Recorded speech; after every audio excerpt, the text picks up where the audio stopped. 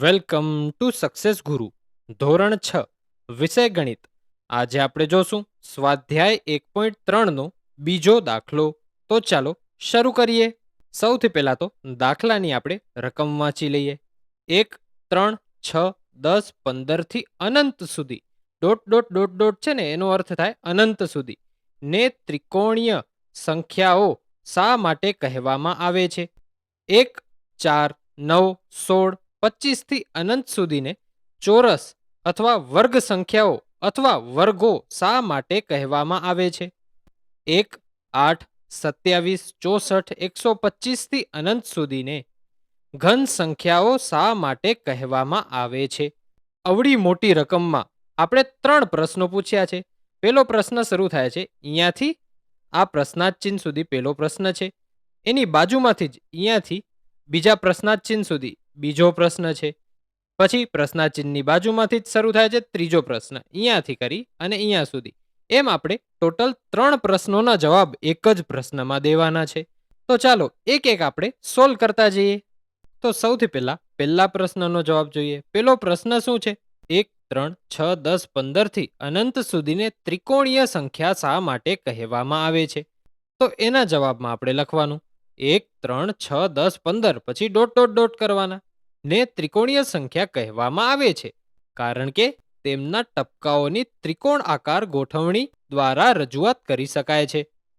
હવે એમાં એકમાં કેમ ત્રિકોણ દોરી શકાય? તો એક છે ને, એ યાદ જ રાખી લેવાનું. ઈ ચોરસમાં આવશે, ત્રિકોણમાં આવશે, લંબચોરસમાં આવશે, 3D આકૃતિમાં આવશે, એટલે એક તો બધે આવશે. લખી જ નાખવાનું, એક ટપકું આ ત્રિકોણ છે, માની જ લેવાનું. તો આ એક ટપકું ત્રિકોણ છે આપણું. હા, હવે 3 છે તો 3 ટપકાથી આપણે ત્રિકોણ બનાવી શકીએ. હા, બનાવી શકીએ. 1, 2 અને 3 થઈ ગયું ત્રિકોણ. પછી 6 ટપકાથી ત્રિકોણ બનાવી શકીએ. હા, બનાવી શકીએ. કેવી રીતે બનાવવાનું? પહેલું ટપકું ઉપર, બીજું ટપકું આ સાઈડ, ત્રીજું ટપકું આ સાઈડ, ચોથું ટપકું આ સાઈડ, પાંચમું ટપકું આ સાઈડ અને છઠ્ઠું ટપકું વચ્ચે. તો થઈ ગયું ત્રિકોણ. પછી 10 છે તો 10 થી ત્રિકોણ બનાવી શકીએ. 10 ટપકાથી 1, 2, 3, 4, 5, 6, 7, 8, 9 અને વચ્ચે એક 10. 10 ટપકાથી પણ ત્રિકોણ આપણે દોરી નાખ્યું. હવે 15 ટપકાથી દોરી શકાય છે. જોઈ લઈએ. 1, 2, 3, 4, 5, 6, 7, 8, 9, 10, 11, 12, 13, 14 અને 15 થઈ ગયું. 15 ટપકાથી પણ ત્રિકોણ આકૃતિ બને છે. હવે આપણે દોરીને સમજ્યા, ઈ જ આપણે ઉપર લખ્યું છે. શું લખ્યું છે? 1, 3, 6, 10, 15 થી ડોટ ડોટ ડોટને એટલે કે અનંતને ત્રિકોણીય સંખ્યા કહેવામાં આવે છે કારણ કે તેમના ટપકાઓની ત્રિકોણાકાર ગોઠવણી દ્વારા રજૂઆત કરી શકાય છે, જે આપણે અહીંયા ઇઝીલી જોયું પણ ખરું. તો ચાલો હવે આપણે બીજો પ્રશ્ન સોલ્વ કરીએ. ક્યાંથી છે? તો અહીંયાથી શરૂ થાય છે, અહીંયા પૂરો થાય છે. વાંચી લઈએ. 1, 4, 9, 16, 25 થી અનંત સુધીને ચોરસ કૌંસમાં વર્ગ સંખ્યાઓ અથવા વર્ગો શા માટે કહેવામાં આવે છે? હવે જવાબ જોઈએ તો લખવાનું 1, 4, 9, 16, 25 એ પૂર્ણ વર્ગ સંખ્યાઓ અથવા વર્ગ સંખ્યાઓ છે કારણ કે જ્યારે એક સંખ્યાને તે જ સંખ્યા સાથે ગુણવામાં આવે ત્યારે આ સંખ્યાઓ મળે છે. તે જ સંખ્યા એટલે સંખ્યા પોતે. એકને એક સાથે ગુણવામાં આવે તો આપણે એમ કહેવાય એક સંખ્યાને તે જ સંખ્યા સાથે ગુણવામાં આવ્યું. પછી 2 લઈ લો, 2 ને 2 સાથે ગુણવામાં આવે તો પણ કહેવાય શું? એક સંખ્યાને તે જ સંખ્યા સાથે ગુણવામાં આવ્યું. હવે 1 ગુણ્યા 1 કરીએ તો આપણે શું જવાબ મળે છે? 1 મળે છે. પછી 2 ગુણ્યા 2 કરીએ તો આપણે શું જવાબ મળે છે? 4 મળે છે. પછી 3 ગુણ્યા 3 કરીએ તો આપણે શું જવાબ મળે છે? 9 જવાબ મળે છે. પછી 4 ગુણ્યા 4 કરીએ તો આપણે શું જવાબ મળે છે? 16 જવાબ મળે છે. 5 ગુણ્યા 5 કરીએ તો આપણે શું જવાબ મળે છે? 25 જવાબ મળે છે. આ જો રકમમાં બધું ઈ જ આપેલું છે. 1, 4, 9, 16 અને 25. આ જ વસ્તુ આપેલી છે આપણે જે જોઈ. હવે એકવાર આપણે કારણ ફરીથી વાંચી લઈએ. કારણ કે જ્યારે એક સંખ્યાને તે જ સંખ્યા સાથે ગુણવામાં આવે ત્યારે આ સંખ્યા મળે છે. એટલે કે 1 ને 1 સાથે ગુણવામાં આવે તો આપણે આ સંખ્યા મળે. 2 ને 2 સાથે ગુણવામાં આવે તો આપણે વર્ગ સંખ્યા મળે. પછી 3 ને 3 વડે ગુણવામાં આવે તો વર્ગ સંખ્યા મળે. 4 ને 4 વડે ગુણવામાં આવે તો વર્ગ સંખ્યા મળે. 5 ને 5 વડે ગુણવામાં આવે તો આપણે વર્ગ સંખ્યા મળે. પછી 100 હોય તો આપણે કેટલા વડે ગુણીએ તો વર્ગ સંખ્યા મળે? 100 વડે ગુણીએ તો આપણે વર્ગ સંખ્યા મળે. આપણે ગુણાકાર કરવાની જરૂર નથી. આ એક ઉદાહરણ માટે એટલે કે સમજવા માટે છે. હવે ચોરસ શું કામ કહેવામાં આવે છે એ જાણી લઈએ. આ સંખ્યાઓને પણ જ્યારે ચિત્રાત્મક રીતે રજૂ કરવામાં આવે ત્યારે ચોરસ આકાર રચાય છે.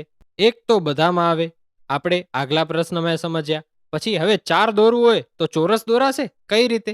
પેલું ટપકું અહીંયા કર્યું, બીજું ટપકું અહીંયા કર્યું, ત્રીજું ટપકું અહીંયા કર્યું અને ચોથું ટપકું અહીંયા કર્યું, તો આ ચોરસ બની જાય અને તમે જોડો તો. હા, તો 4 ટપકે પણ ચોરસ બને છે. પછી 9 ટપકા કરવા હોય તો કેમ કરવાના? 3 3 ની ઊભી લાઈન કરવાની. 1 2 3, 1 2 3, 1 2 3. હા, બની ગયું ચોરસ. આને તમે જોડશો ચોરસ બની જશે. હવે 16 નું આપણે ચોરસ બનાવીએ. 1 2 3 4 5 6 7 8 9 10 11 12 13 14 15 16. હવે આપણે 25 નું ચોરસ બનાવીએ. કઈ રીતે બનશે? 1 2 3 4 5 6 7 8 9 10 11 12 13 14 15 16 17 18 19 20 21 22 23 24 25. હવે ત્રીજો પ્રશ્ન જોઈએ. ક્યાંથી શરૂ થાય છે? અહીંયાથી શરૂ થાય છે, અહીંયા પૂરો થાય છે. 1 8 27 64 125 થી ડોટ ડોટ ડોટ ને ઘન સંખ્યાઓ શા માટે કહેવામાં આવે છે? તો સમજી લઈએ. લખવાનું 1 8 27 64 થી ડોટ ડોટ ડોટ પૂર્ણ ઘન સંખ્યાઓ કહેવામાં આવે છે કારણ કે કોઈ સંખ્યાને તે જ સંખ્યા વડે 3 વખત ગુણવામાં આવે છે ત્યારે આ સંખ્યાઓ મળે છે. હવે કઈ રીતે? ઉદાહરણ દ્વારા સમજીએ. તો 1 નું જ ઉદાહરણ લઈએ. 1 ગુણ્યા 1 ગુણ્યા 1. આવી રીતે કરવાનું. 1 ગુણ્યા 1 કેટલા થાય? 1 થાય. આ આપણે જવાબ મળ્યો. આપણે આ બેનો ગુણાકાર કર્યો, આ જવાબ મળ્યો. આ જવાબ સાથે આ એક બચ્યો છે ને એનો ગુણાકાર કરવાનો. તો અહીંયા જ કરવાનું. 1 ગુણ્યા 1. આ એક છે એ આપણો જવાબ મળેલો છે અને આ એક છે એ આપણે ઉપરથી રકમનો લીધેલો છે. 1 ગુણ્યા 1 કરીએ શું જવાબ મળે? 1 મળે. એટલે જે અહીંયા આપણે આપેલો છે. હવે તમને 2 થી વધુ ક્લિયર સમજાશે. તો ઘન એટલે આપણે રકમ આમ આપેલી હોય 2 ગુણ્યા 2 ગુણ્યા 2. હવે આનો ગુણાકાર કેવી રીતે કરવાનો? તો 2 ગુણ્યા 2. આપણે આ બે સંખ્યા પેલે લેવાની. શું જવાબ આવે છે? 2 ગુણ્યા 2 4 આવે છે. હવે આપણો જે જવાબ આવ્યો ને એના સાથે આ સંખ્યાનો ગુણાકાર કરવાનો. તો 4 ને આપણે અહીંયા લઈ જઈએ. 4 ગુણ્યા શું થશે? આ 2 ને આપણે નીચે ઉતારી આવવાના. તો 4 ગુણ્યા 2 કરીએ તો શું જવાબ મળે? 4 દુ 8. જોઈ લો, અહીંયા પણ 8 જ છે રકમમાં. હવે 3 નો ઘન કરીએ તો કેમ કરવાનું? પેલે ઉપર આમ લખી નાખવાનું. 3 ગુણ્યા 3 ગુણ્યા 3. હવે સૌથી પહેલા આ 2 લેવાના 3. તો 3 ગુણ્યા 3 કેટલા થાય? 3 ગુણ્યા 3 9 થાય. 9 લખવાનું. હવે આ જવાબ આપણે અહીંયા લઈ જવાનો. 9 લખી નાખવાના. પછી ગુણ્યા નિશાની કરી દેવાની અને આ 3 બાકી છે ગુણાકાર કરવાનો તો એને આપણે અહીંયા લઈ આવવાનો. ગુણ્યા 3 કરવાનું. 9 ગુણ્યા 3 કરીએ તો કેટલા મળે છે? 27 મળે છે. તમે જોઈ શકો છો પછી 27 છે. એવી જ રીતે તમે 4 નું કરશો તો તમને 64 જવાબ મળશે અને 5 નું કરશો તો 125 જવાબ મળશે. આ રીતે તો ઘન સંખ્યાઓ બને જ છે, પણ બીજી શું કામ આપણે આને ઘન સંખ્યા કહીએ છીએ તે પણ સમજી લઈએ. એના પહેલા હું આને હટાવી લઉં. તો બીજી શું કામ કહેવાય છે તે જાણી લઈએ.